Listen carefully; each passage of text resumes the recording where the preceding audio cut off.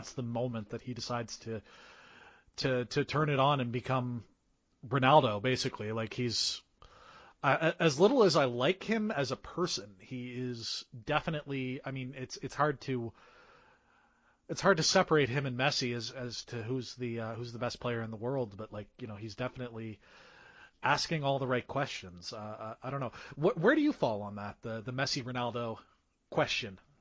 Oh, it's such a difficult one, isn't it? I think the records are so similar. They're very different players. I think it's probably fair to say that Ronaldo is probably a more complete player than Messi in terms of taking it all into account.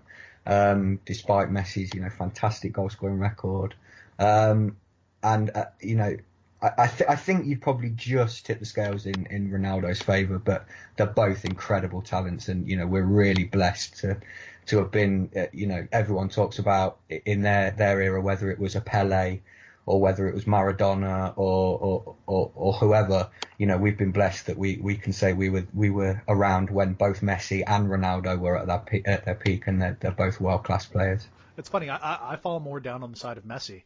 I think you're right that maybe Ronaldo is a more complete. He's maybe got 6 tools where Messi has 5.5. But I think that Messi, I think you can slot him into almost any team where you don't have that same ability with Ronaldo from my vantage point anyhow. Like Messi seems to me to be more of a team player, and I think of that as being maybe more valuable. But it does say something about both players that we can have this debate, and it comes down to like preference almost. Like it's really difficult to separate them, and I don't think anyone ever like this will be a debate that we have when we're old men. Who really truly was better. Anyhow, World Cup on the horizon in the summer. I don't know, like feeling weirdly hopeful for England's chances, which of course means that the wheels are going to fall off, right? I mean, you're in the minority, I think, and I think the general consensus within English football fans is one of hope rather than expectation. And I think, for me, since the Euros, which was pretty much a debacle for England, it's been really difficult to get excited about international football. Well, I mean, since the last World Cup, like yeah. I mean, yeah, and I'm sitting back here as a Liverpool fan, like my heart's breaking for Stevie G, and what would be his last international outing, and the just absolutely upsetting outing, and then of course what happened in the Euros, just it's been a weird downward spiral, but like in a funny way, not tipped to be the obvious successor to a problematic manager of the national side. Gareth Southgate has done okay for himself from my perspective.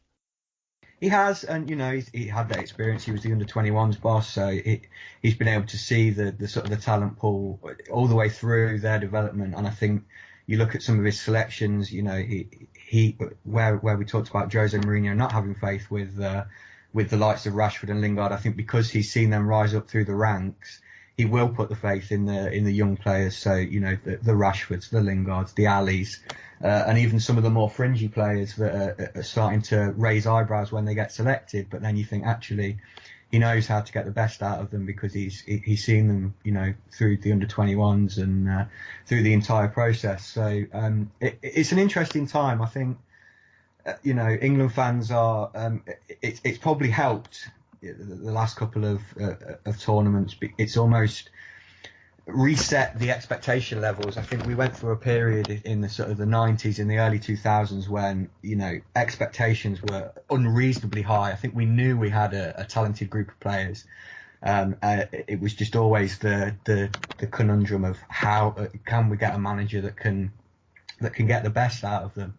But despite that, expectations were always really high going into major tournaments, and I think after the last two or three, really sort of real disappointments and failures, I think it's actually reset expectation levels back down to reasonable a reasonable standing, so that actually what they might do is without the pressure that as fans tend to put on them, they might actually go and do something a little bit special and go above and beyond. But I don't think many people are going to be getting their hopes up over in England.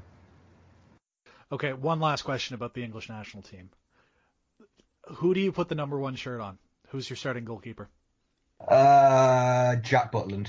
Fair enough. I won't ask you to go into that because I think that there's just far too many arguments to be made about everyone except for leaving Joe Hart. I want Joe Hart selected. I don't want him playing ever. I want him in the locker room. I don't want him on the field. I think that's something maybe you and I can both agree on there for sure. Yeah. So Mitchell, thank you so much for joining me. I really appreciate it. Before we get into any plugs that you have there, I always ask one question towards the end of the interviews here.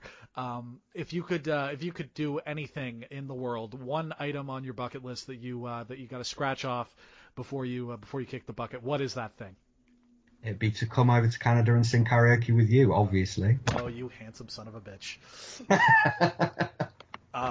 So do you have anything you want to plug? Do you know what?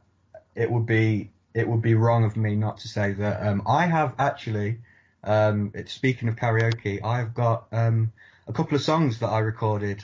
They are cover versions, but I did record a couple of songs, and after much mocking at my workplace, did actually put them onto iTunes and Spotify. So if you like a bit of cheesy crooner pop, then you can stick my name into iTunes or Spotify and have a listen. And I say this not just because we're friends. Your version of "Can You Feel the Love Tonight" I actually like better than the original. Stop it! I do. I don't care, man. I do. Absolutely love it. In any case, Mitch, thank you so much for your time. I really appreciate it. Hope that I got to relive some happy memories with you. You enjoyed your time here, and we're gonna have you back on at some point. We'll talk professional wrestling. It's been an absolute pleasure. Thank you for having me on, and I look forward to being on again. And thank you so much again, Mitchell. Really appreciate you coming on the show and taking the time. And that's going to do it for the show. This show is produced by me with music from One Place Here. You can check them out at loyaltyfreakmusic.com. Also art by Skylar Greencorn, who you can check out at artstation.com/sgreencorn. You can follow the show on facebook.com/The John Dulong Show. Email into the show at johndulong@gmail.com. And you can follow me on social media at Jibberdy, JIBERDY. You can find the show in all the normal podcast places or by going to johndulong.com. And if you could, rate and review that to help to get some more folks listening. If you want to support the show, go to johndulong.com/Patreon, where you can get a number of great rewards starting at just $1. Another great way to help us: tell a friend about the show, get the word out, and of course make sure that you tune in every single Monday for your weekly dose of the Monday morning nonsense. Back to normal episodes next week, guys. You're living in the future. I don't know what the world looks like for you. Anyhow, that's going to do it for me. For John Dulong, I'm John Dulong, and remember, all triangles are love triangles if you love triangles. Thanks. It's already the longest show I've ever done, so no big after the credits part. Bye!